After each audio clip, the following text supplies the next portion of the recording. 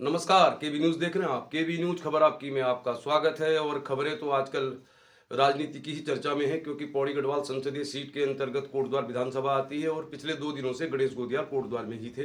तो पिछले 2 दिनों में गणेश गोदियाल ने पूरी कोटद्वार विधानसभा को एक किस्म से आप कहते हैं कि छान मारा, यानी कि वो लाल पानी सनेह से शुरू किया और चिल्लर खाल, यानी जहाँ पर ये विधानसभा समाप्त होती है, जहाँ से लालढंग चिल्लर खाल मोटर मार्ग शुरू होता है, वहाँ तक उन्होंने 12 से 14 सभाएं की, कई जगह लोगों से संपर्क भी किया। कल शाम को उनकी आखिरी सभा हुई झंडी चौड़ में।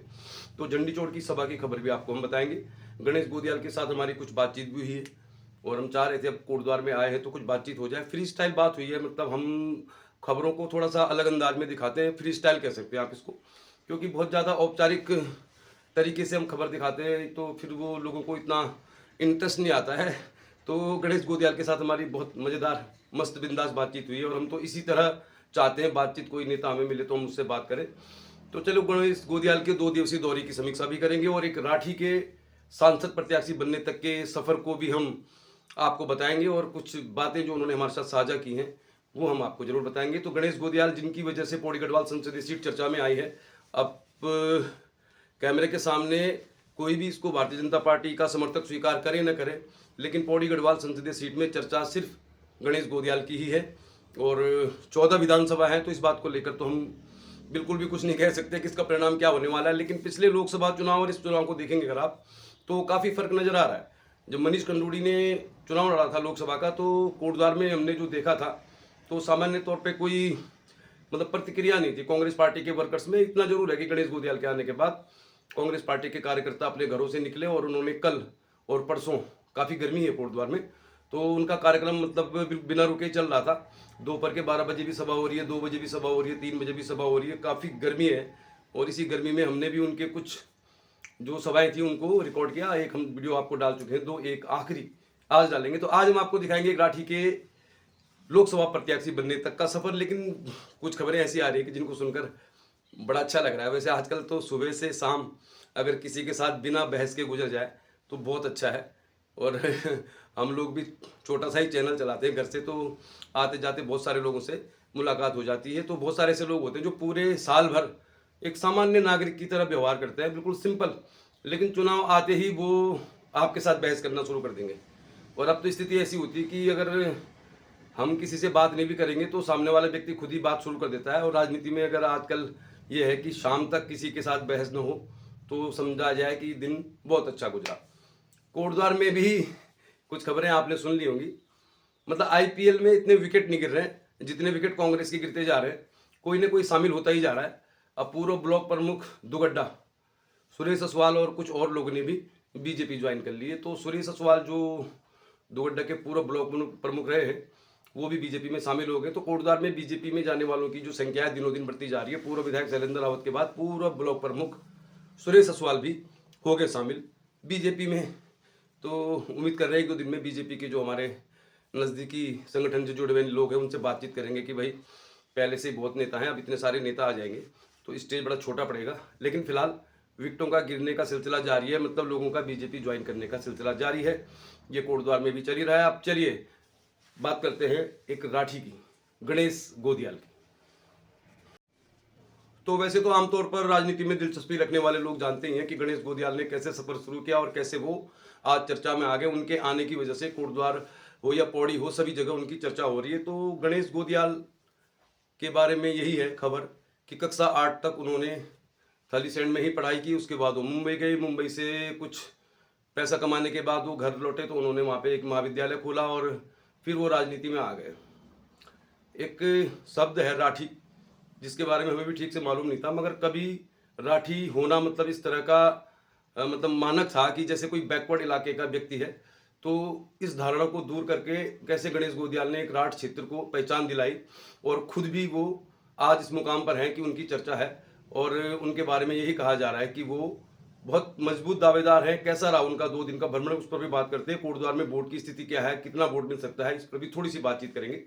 हालांकि कोई सर्वे नहीं है, बहुत गहरा हमने इसका अध्ययन नहीं किया, लेकिन चूंकि अब राजनीति को बहुत करीब से देखा है 30-35 साल से कोटद्वार में, तो गणेश गोदियाल ने 2 दिन तक 12 से 14 सभाएं की और उनको साथ मिला। उनके जोड़ीदार है पूर्व काबीना मंत्री सुरेंद्र सिंह नेगी। तो ये मान के चलिए आप, जिस तरह से सुरेंद्र सिंह नेगी ने उनके लिए मतलब एक साझीदार की भूमिका निभाई, जैसे क्रिकेट में कहते हैं।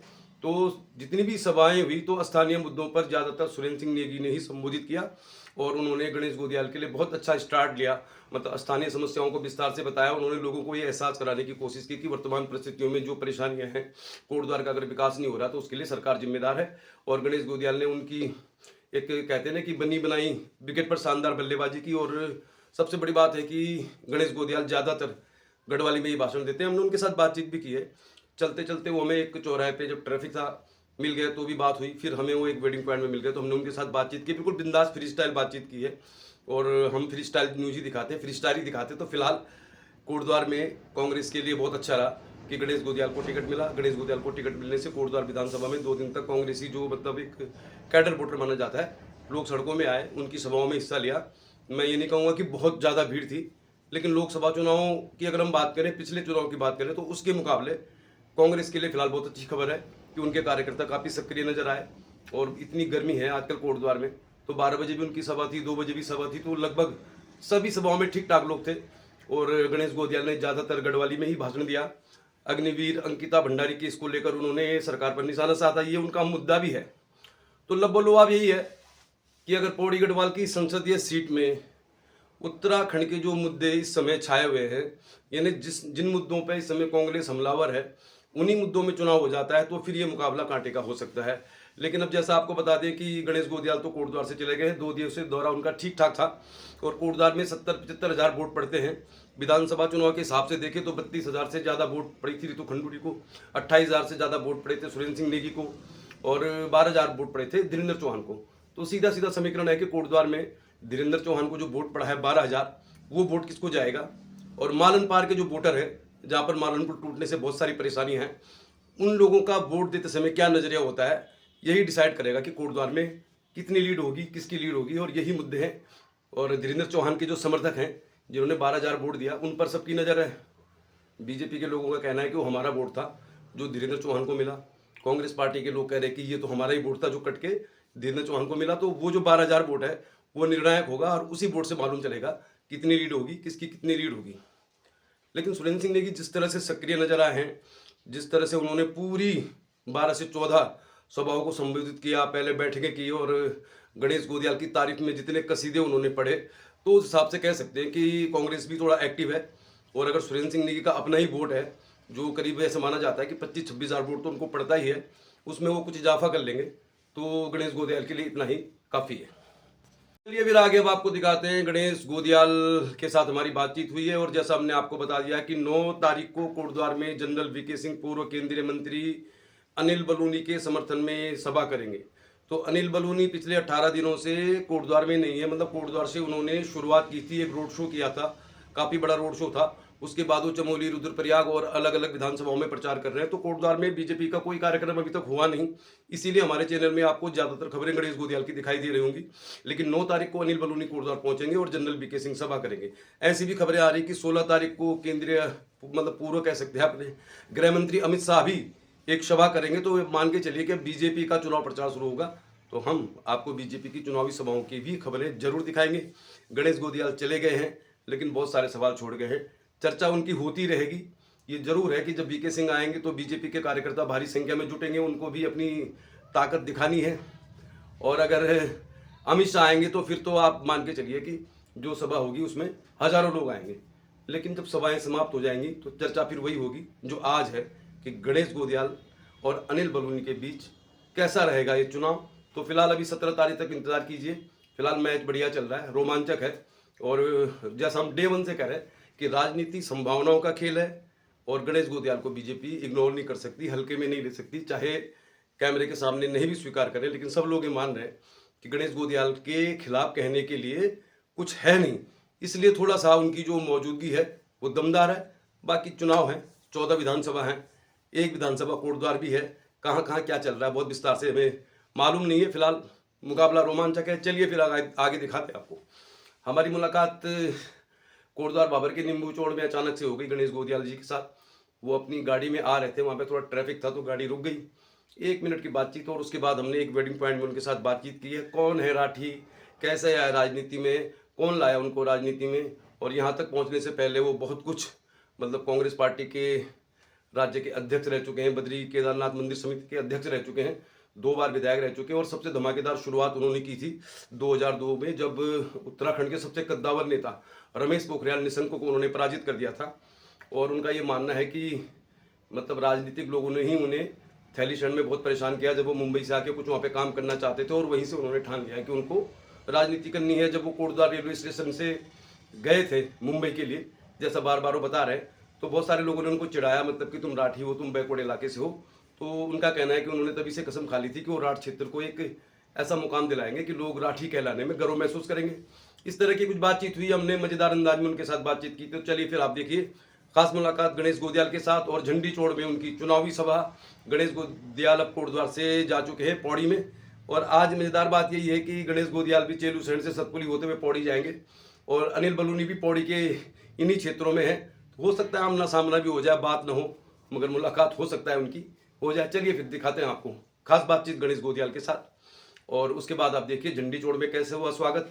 काफ़ी अच्छा था उनका दौरा, ठीक ठाक रहा। उम्मीद करते हैं कि कांग्रेस पार्टी को इससे काफ़ी एक सुकून मिला होगा।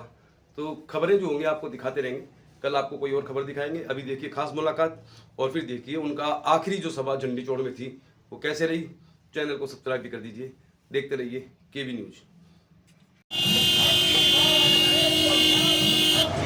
खबर में रिस्पांस ठीक आ रहा है? बहुत बढ़िया, बहुत बढ़िया, बहुत बढ़िया, बहुत बढ़िया। अच्छा गोदियाल जी, अभी करण मारा से मेरी बातचीत हुई तो मैंने उनसे पूछा था बिना स्टार प्रचारक के तो काम होगा नहीं, तो वो कह रहे थे गोदियाल जी जिसको चाहेंगे। तो क्या लग रहा 16-17 में कोई स्टार प्रचारक भी आएगा, उसके बिना तो फिनिशिंग हो नहीं पाएगी? ये जो हजारों स्टार नहीं वो तो आपने बोल दिया, वो तो आपने बोल दिया, लेकिन फिर भी और उसके बाद भी जरूर इसमें कोई कमी थोड़ी है।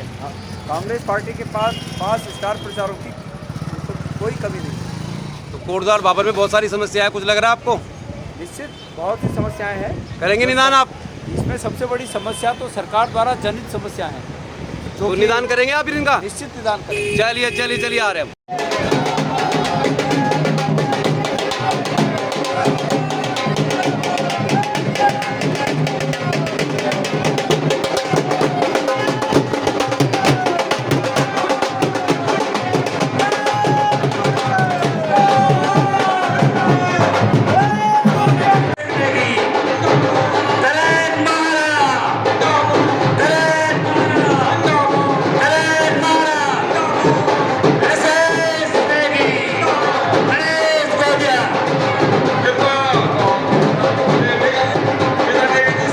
चलिए फिर केवी न्यूज़ खबर आपकी में दिखा रहे हैं हम आपको। कोटद्वार भाबर के नींबू चौड़ में सभा हो गई है। हमारे साथ मौजूद है गणेश गोदियाल जी। हालांकि इनके साथ हमारी बातचीत सिद्धवली मंदिर के पास भी हो चुकी है, नींबू चौड़ में हो चुकी है। तो गोदियाल जी, बहुत सारी बातें तो आपने शेयर कर दी, मतलब कक्षा 8 तक आपने पैठाणी में पढ़ा, उसके बाद आप मुंबई गए, मुंबई से आए, राठ महाविद्यालय खोला, ये सारी बातें शेयर हो चुकी हैं।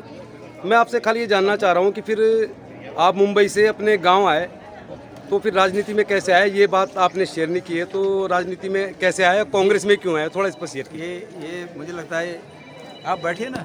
नहीं, इसमें ठीक आ रहा है, थोड़ा डबल कैमरा है, नहीं इसमें ठीक आ रहा है। ये मुझे लगता है कि ये भाग्य मुझे यहाँ लाया, मेरा प्रारब्ध मुझे यहाँ लाया, ऐसा मुझे लगता है। क्योंकि मेरी कोई ऐसी सोच नहीं थी। हाँ, कांग्रेस का सपोर्टर था, और उस राजनीति में कौन लाया आपको, मैं थोड़ा जानना चाहूँगा। कांग्रेस का ऐसा सपोर्टर था कि कोई ताकत उसको मुझे डिगा नहीं सकती थी, ऐसा सपोर्टर था मैं पहले से ही कांग्रेस का। अच्छा, आप एक बात तो हुआ ये जी, उसमें कहानी ये हुई जी, हाँ बताइए कि मैं उस समय मुंबई से आके जी अपने क्षेत्र में डेयरी फार्म बना रहा था। जी डेयरी फार्म बनाने के दौरान जी उस समय के वहाँ के जनप्रतिनिधि जो कि भाजपा के ही थे जी, उनसे मेरा हो गया जी।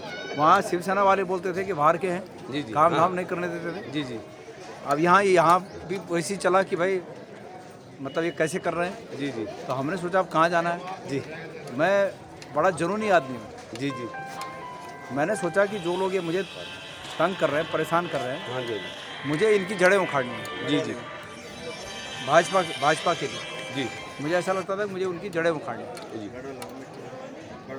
और तुम्हारी कोटद्वार भाबरो चैनल से तो सब गढ़वाली ज़्यादा होला। हाँ जी, कोई दिक्कत नहीं होगा। तो गढ़वाली में पूरा गढ़वाली नहीं बोलते हैं लोग, मतलब पहाड़ बैठेगा कि लोग भाबरी बोलते हैं, पर फिर भी गढ़वाली ज़्यादा। अब भाबरी पड़े पर मैं तो भाई राठी भाषा बोलता हूँ। हाँ, उस पर बात करनी है आपसे मुझे। हाँ ठीक है। तो मिल बोला अब कक्षाण सलोन खाल बटी बॉम्बे बटी सलोन खालता है उमी अब ये बट कक्षाण। हाँ जी। तो मिल कोशिश करे कि कांग्रेस पे टेम्पर बिखरी छे मिल कांग्रेस एकजुट करे जी जी। और एकजुट करे तो फिर लोग तो थोड़ा विश्वास है पर मेरा अपने वजह से नहीं करे। जी जी। मैं चांस हो कि शिवानंद नौटियाल जी वो हमारा नेता छा हुआ है वो तो टिकट मिलो और वो जीतन पर भाग्य में इन छो कि सतपाल महाराज जी हमारा नेता छा हुआ। हाँ जी। हाँ जी। और वो घर पर टिकट लाके दिन में थे। हाँ जी। ठीक है ठीक है। और मिलूँ तो बोले कि भाई मैं ना यूँ दिया टिकट नौटियाल देते हैं वो बोले कि लड़ने तो और क्या देना मेरे। हाँ जी। और तब मैं लड़ूँ तो मैं चुनाव जीत गूँ। और राजनीति में आने यह कहानी से जब राजनीति में आएगा तो तब अब ये लहर में छा। और राजनीति अगर जय व्यक्तिगत राजनीति सच्चाई ईमानदारी से राजनीति करा तो राजनीति भी तपस्या से कम नहीं थी। हाँ, ये बात तो हम बस तपस्या के आधार पर ही राजनीति तक खाना चाह। और मैं वो व्यक्ति छो उत्तराखंड शायद मैं पहला दिन बोलो जय लोग खुन बोले कि भाई मैं चुनाव लड़ने खंड पैसे नहीं चाहिए मेरे अकाउंट खुलनी चाहिए मैं पैसे। भीड़ तो बहुत हो रही है आपके यहाँ पैसे नहीं। एक ही दिन में 15 लाख है अकेला दे बोली किस्म। तो आपके पास 15 लाख है लोगों के खाते में तो 15 लाख आए नहीं। मेरे खाते में जनता दिन 15 लाख और जनता खातों में वो जो दिल्ली में बैठा ना बाबा जी ऊन देना छा 15 लाख। अच्छा। तो ऊन तो नहीं दी ना पर जनता में 15 लाख और आज देना का छन ये जो आवाज होनी ना फोन में बाबू आएंगे आवाज दना दन लोग देना छन कुछ ना। अच्छा गोदियाल जी भाई गोदियाल जी एक तो आपका जो नाम है ना शुरुआत में गणेश ये तो ठीक से मतलब सबसे पसंद आता ना पहाड़ी मतलब धार्मिक लोगों को। उसके आगे गोदियाल और फिर राठी लोग बहुत डरते हैं मतलब इस तरह भाजपा वाले बहुत डर रहे हैं गोदियाल राठी जैसे दिल्ली में आप सुनते हैं बहुत सारे गैंग होते हैं ना त्यागी फलाना। नहीं डरने जरूरत नहीं जो भी हमारे भाई लोग थे ना। हाँ जी। और उम्मीद है इस तरह जान देने कि गणेश गोदियाल बहुत सज्जन आदमी जो इसे डरने तो राठ इस बारे में थोड़ा बताओ राठी क्या है। राठी देखा राठ एक पहले पिछड़ापन प्रतीक छो जी अनपढ़ होना प्रतीक छो गंवार होना प्रतीक छो लेकिन मिला प्रयास करके ही मिल एक कहानी बताओ आप सुन। हाँ सुन सब। हाँ तो आदिम जो ना रोज एक अपनी घटनाओं से सीख लेना। और मीते कोटद्वार में ट्रेन में जो घटना घट चाहिए। हाँ जी। हाँ जी मीते लोग राठी बोले मिलवे दिन ये संकल्प कर बहुत कम उम्र में कि मिले राठी शब्दों मतलब बदल कर और आज मिलवे राठी शब्दों मतलब बदल कर। आज लोग पहले लोग राठी शब्द मतलब मैल समझो चाह हर एक अपटी चिपका के दूसरे पर चिपकाउन छो। हमारे खा पापा वो चाह कि चिपलघाट से दिशा छिन राठ चिपलघाट वो बोल चाह कि पैठण से उबा छिन राठ पैठण वो बोल चाह कि तरबल छाना छिन राठ उन्हें इन्हें गंगा वो बोल चाह कि थलसण से उबा छिन राठ। हर आदमी ये मेल तो दूसरे पर चिपकाउन छो। बड़ी चल रही है तो क्या लग रहा है आपको ये जोड़ी कुछ कमाल करेगी जी। मेरे बड़े भाई छे ना। हाँ हमेशा उम्मीद है आशीर्वाद दी ना। हाँ जी। हमसे बहुत सीनियर थी जी राजनीति में जब तक वो ग्रेजुएशन करेल छो मतलब जब तक वो मंत्री बन गए छा तब हम कच्चे एक में प्रवेश कर राजनीति जी तो वही थी सीनियर थे हमसे जी। तो ये वजह से उन्हें आशीर्वाद भी बहुत चाहिए जय रूप से वो मेहनत करना चाहिए जय जय जना ब्याज पर देखना चाहिए और जन उनका आशीर्वाद से मैं गारंटी के साथ पहुँचाना चाहूँ कि यख जो कोटद्वार में हम बहुत अच्छी मार्जिन से। चलिए बहुत बहुत धन्यवाद आप बहुत स्मार्ट हो।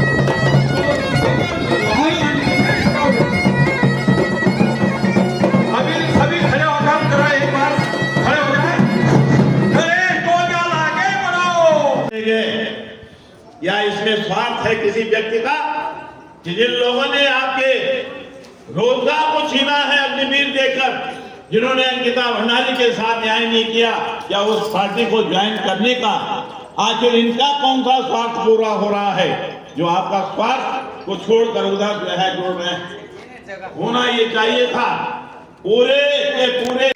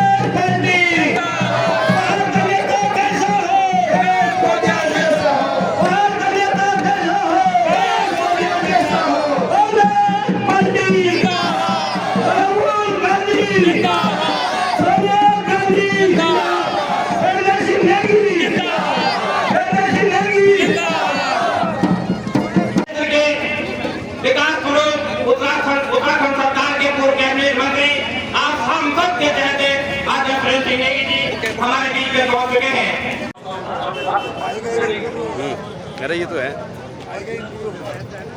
की जनमानस की ओर से हार्दिक अभिनंदन और हार्दिक स्वागत करता हूँ। कार्यक्रम को बहुत संतुष्ट हमारे बीच में रंजना रावत जी, महिला कांग्रेस की जिला अध्यक्ष मीना बछवाल जी, हमारे बीच में आप सब लोगों का यहाँ पर हार्दिक अभिनंदन और स्वागत है। मैं अपने चंडी चौक क्षेत्र के कांग्रेस टीमों से अनुरोध करूंगा कि आप हमारे महापौर श्रीमती हेमलता नेगी जी हमारे बीच में है, श्रीमती गीता नेगी जी दुर्गा ब्लॉक के पूर्व प्रमुख, आप सभी महानुभावों का हार्दिक अभिनंदन हार्दिक स्वागत है।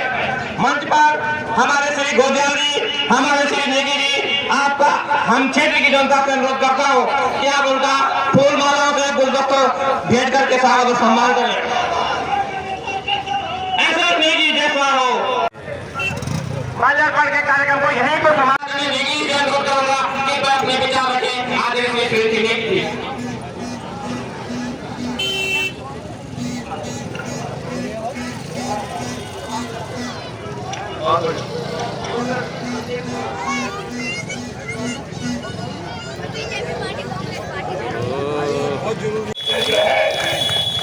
गर्व की अनुभूति होती है, बहुत खुशी का हौसला बढ़ता है। ये सब आपकी वजह से संभव हो पाया है, क्योंकि आपने हमेशा हमेशा सत्य का साथ दिया है, सत्य का साथ दिया है। आपने उसको रोकने का प्रयास किया जा रहा है, लेकिन हम आपको विश्वास दिलाना चाहते हैं कि हम उनके इस षड्यंत्रों के चक्कर में नहीं आकर, बल्कि आपके विश्वास को अर्जित करते हुए इस क्षेत्र के विकास को आगे ले जाकर आपको झंडी चौड़ का सिरमौर बनाना चाहते हैं। आज आपके सामने खुश नजर आ रहा हो आप? बहुत बड़े बड़ी खुशी में लगा बेरोजगारी की समस्या है। आज यहाँ पर महंगाई की बहुत बड़ी समस्या है। किसने पैदा की, ये आपको सोचने का काम आपका है। तो भाई ये क्यों आगे पीछे ये सोचने का काम आपका है। सन 2014 में आपको गुमराह किया गया था कि अच्छे दिन आएंगे, 15 लाख आपके खाते में आएंगे, महंगाई कम होगी और 2 करोड़ लोगों को रोजगार प्रतिवर्ष मिले। 10 साल केंद्र के हो गए, 7-8 साल राज्य सरकार में हो गए। कुछ परिवर्तन हुआ, कुछ लाभ हुआ, कहीं दूर दूर तक नहीं हुआ। 400 रुपए का सिलेंडर 1100 रुपए हो गया, 60 हो गई, पढ़ाई का खर्चा बढ़ गया और आमदनी अठन्नी खर्चा रुपया हो गया, ज्यादा दिया गया। हम धन्यवाद करना चाहते हैं, करते हैं। ये आपने यहाँ पे महापौर बना दी, पार्षद बना दिए, तो आपके ऊपर करों का जो बोझ पड़ रहा था, पड़ने वाला था, इन्होंने रोक दिया। अब बैठ जाओ।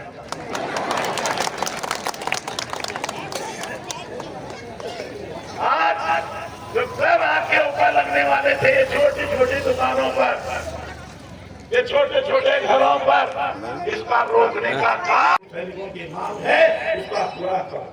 यहाँ जो स्थिति है, जितना था लालहान मोटरमा, जो वर्तमान सरकार की गलत तरीकों से, गलत नीतियों से जो नीति पड़ी है, उसको पुनः प्रारंभ कराने के लिए ये कोशिश करेंगे।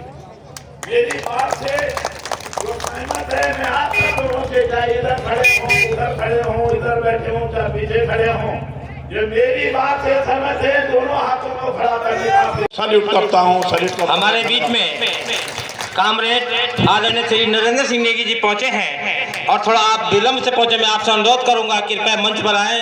कामरेड श्री नरेंद्र सिंह नेगी जी आप मंच पर स्थान ग्रहण करें। और कामरेड जगदीश कुंडियाल जी, आप कम्युनिस्ट पार्टी के राज्य सचिव हैं, आप भी मंच पर आने की कृपा करें।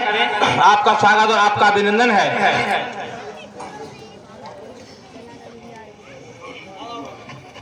गणेश गोदियाल, गणेश गोदियाल।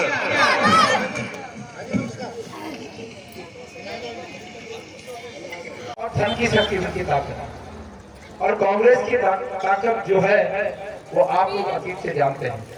हमारी ताकत लोकतंत्र में विश्वास, हमारी ताकत संविधान का सम्मान और हमारी ताकत हमारी विचारधारा। मेरे प्यारे भाइयों, मैं आप सबके आशीर्वाद से, हमारे कांग्रेस संगठन में हमारे हाईकमान के आशीर्वाद से और गढ़वाल लोकसभा क्षेत्र के तमाम कार्यकर्ताओं के इच्छा के अनुरूप कांग्रेस पार्टी ने मुझे गढ़वाल लोकसभा सीट से अपना उम्मीदवार तय किया, ये आप सब जानते हैं। और मैं चुनाव में इसलिए खड़ा हूं कि मैं वर्तमान सरकार से, उनकी कार्यशैली से और वर्तमान सरकार की नीतियों से सहमति नहीं रखता। मैं उनके साथ, उनके क्रियाकलापों से मुझे असहमति है और उस असहमति के चलते लोकतंत्र में संविधान ने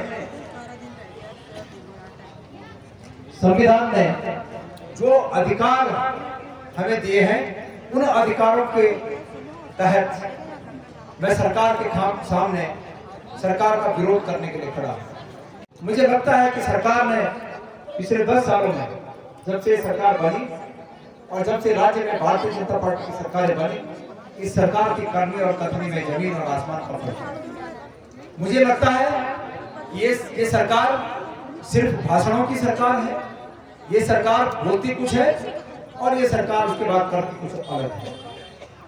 इसलिए मैं इस रूप में खड़ा हूं कि मुझे हमारे संविधान बनाने वाले हमारे आदरणीय और पूज्य बाबा साहेब अम्बेडकर के वो बातें याद है, जिसमें उन्होंने कहा था कि शिक्षित हो, शिक्षित बनो, संगठित रहो और संघर्ष करो। हम उसी दौर से गुजर रहे हैं।